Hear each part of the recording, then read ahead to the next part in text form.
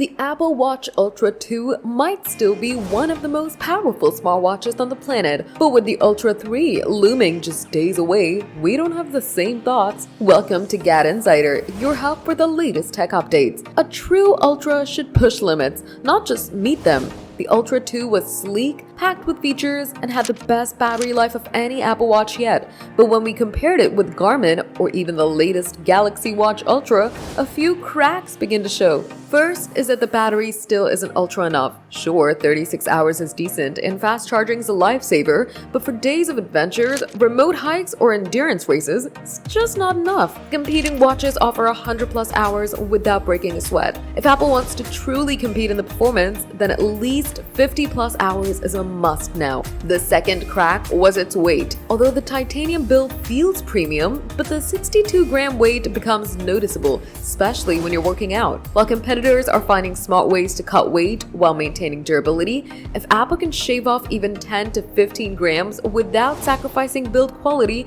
it'll make a real difference for endurance athletes. Now this is where the Ultra 2 stumbles most. The lack of native GPX support in the workout app, which forces users to rely on third parties just to follow a route. Garmin watches have had this nailed for years. Just create a course, sync it to your watch, and go. A power move for trail runners, cyclists, or hikers. The Ultra 2 is an elite smartwatch, but if the Ultra 3 wants to dominate the adventure and fitness space, it has to do more. Smash that like button and subscribe to GadInsider. Hit the bell so you stay updated with more tech news.